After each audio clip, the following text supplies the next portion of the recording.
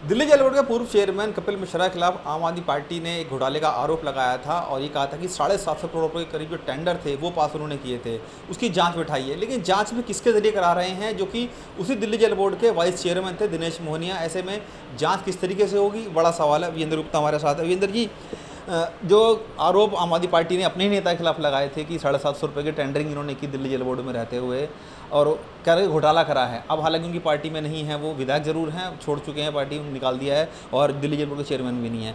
लेकिन जो जांच उन्होंने दी है, जो कमेटी बनाई है, स्टिंग कमेटी बनाई है विधानसभा की, उसके चेयरमैन दिनेश मोहनिया को बनाया, जबकि दिनेश मोहनिया उसी दिल्ली जेल बोर्ड के वाइस चेयरमैन हैं जिनके रहते हुए ये घोटाला हुआ है। और वो भी क्योंकि जानकारी में उनके ज़रूर होगा, 750 करोड़ रुपये के टेंडर उन्होंने करे हैं, तो जाहिर सी बात है उनकी भी संज्ञान में ज़रूर रही होगी। लेकिन उनको अब उन्होंने वाइस चेयरमैन को जो है इस जांच का जिम्मा दिया है, तो क्या लगता है कि जांच होगी या कुछ चीज़ें सामने आएंगी, क्या कुछ होगा, किस तरह देखते हैं आप? ये सब हास्यप्रद है, क्योंकि जब दिनेश मोहनिया खुद वाइस चेयरमैन है, अगर कपिल मिश्रा चेयरमैन है तो वो वाइस चेयरमैन है, तो ये कैसे हो सकता है कि भ्रष्टाचार के एक मामले में खुद ही चोर और खुद ही साहू, खुद ही कोतवाल, ये कैसे हो सकता है?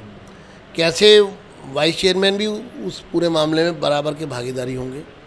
उनकी भागीदारी इसमें सुनिश्चित की जानी चाहिए थी, बजाय उसके दिनेश मोहनिया पर कार्रवाई करने के। सिर्फ एक तरफा कार्रवाई करने का मतलब साफ है कि इस पार्टी में तू मैं नहीं रह गई। अब एक दूसरे के खिलाफ जम के भ्रष्टाचार के आरोप लगा रहे हैं और एक दूसरे को नीचा दिखाने की कोशिश कर रहे हैं।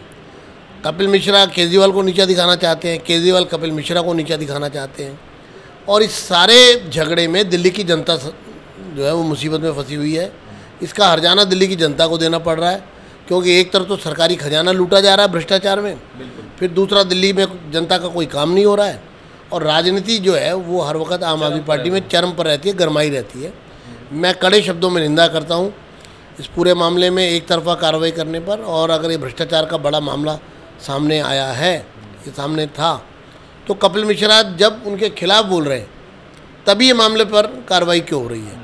उससे पहले क्यों नहीं हुई? यानी इसका मतलब साफ है कि चोर चोर मौसेरे भाई, पहले सब मिलके कर रहे थे, और अब चूंकि एक दूसरे पर कीचड़ उछालने पर आ गए हैं तो फिर सब एक दूसरे की टांग खिंचाई भी कर रहे हैं और एक दूसरे पर आरोप भी लगा रहे हैं। लेकिन बड़ा सवाल इसमें यह है कि जो शख्स उस विभाग में रहा हो वो कार्रवाई कैसे कर सकता है, जांच कैसे कर सकता है सर? ये भी बड़ी हैरानी की बात है कि दिनेश मोहनिया खुद वाइस चेयरमैन है, और जब ये भ्रष्टाचार जिस समय की बात कर रहे हैं उस समय भी वो वाइस चेयरमैन थे।